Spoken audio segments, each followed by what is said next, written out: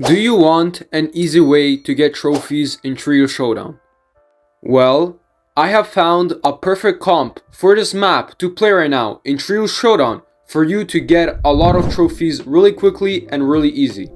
And yes, I did get my Brawler up to 1053 trophies, so I even grinded after getting him to max tier. So you can easily grind Brawlers even after max tier with this comp. So in this video, I'll show you the comp, I'll tell you the strategies, I'll show you the builds of the comp, and much more. So without wasting your time, let's just get straight into the video. Alright, so starting off, let me explain what Brawlers are used for the strategy. So starting off, we have Dog, then we have Buzz, and then we have Ems. Yes, I know Ems is a bit surprising, but I'll explain why she's so good for this mode. So starting off, Buzz is just so good for that map because in the middle of the map there are a lot of bushes, and Buzz's gadget is just going to save you so much time and it's going to help you start the strategy off, because without his gadget you cannot really do the strategy because it is so helpful. So whoever on your team plays more aggressive, you want to give him Buzz, as Buzz is going to be a bit more aggressive. Now, before we go to the rest of the Brawlers, let me just show you the build so you guys can have the build and know what the build is already, so I don't have to repeat myself after mentioning some gadget or star powers.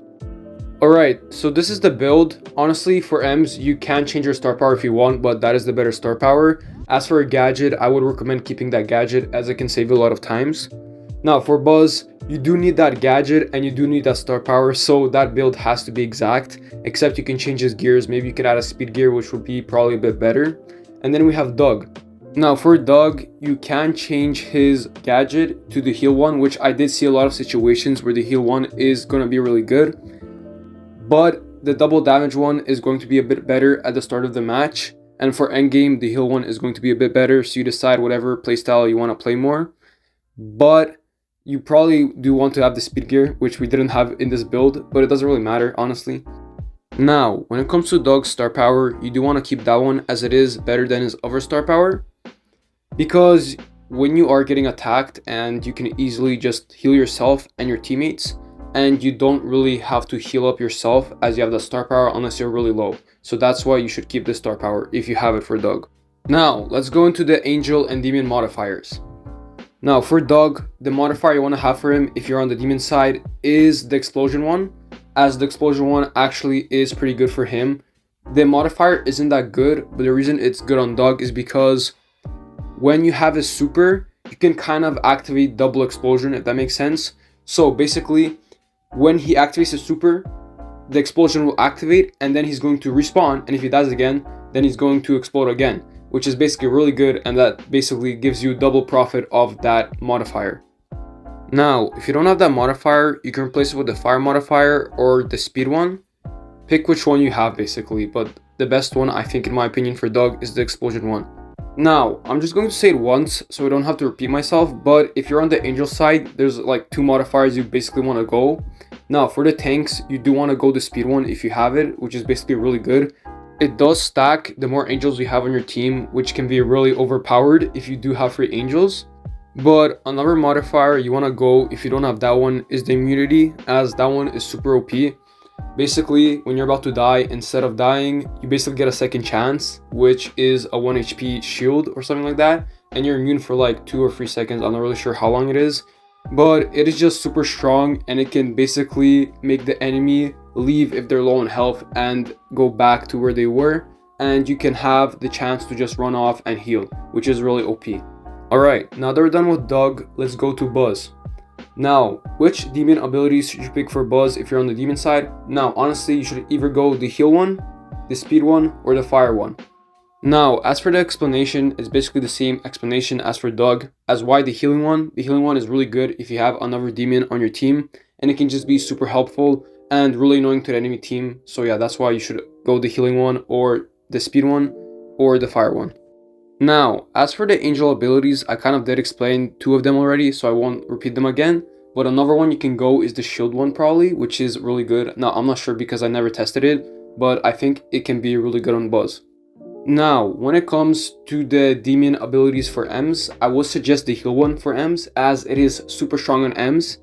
Now, I know for the normal attack it's not good, but when she activates her super, I'm pretty sure every tick makes you heal, so it's really good.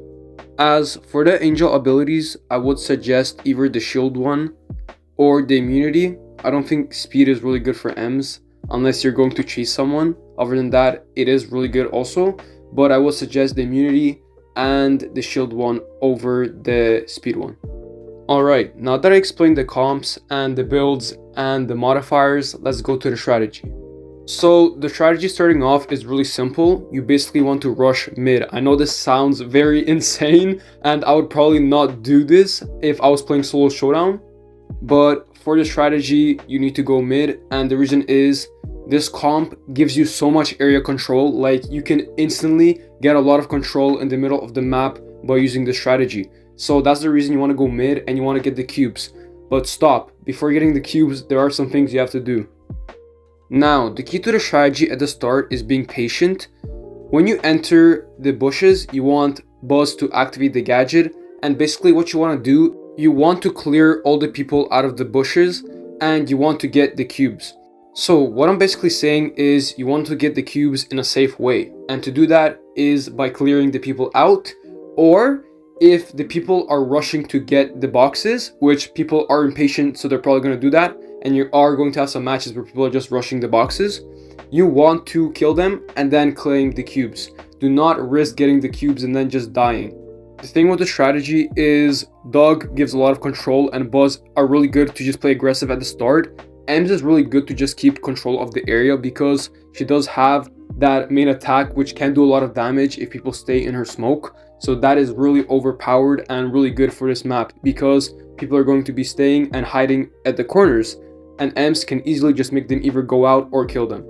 Now, at the start, you want Doug to play a bit aggressive with his gadget, as his gadget can easily just kill enemies that either try to go for boxes. Same goes for Ems and Buzz. Now, Buzz, you basically just want him to have division and for you to be able to see everyone because of his gadget, and you want Ems to basically try to take control of the map. So yeah, that's basically everyone's roles at the start of the game. Now, of course, if you do think you're going to die and all of your teammates are low, you probably do want to exit the bush and heal up and maybe try to go back with Buzz gadget. Otherwise, you're going to have to be playing outside of the map. Anyways, once you acquire the middle bush, there's two options or two playstyles you can play.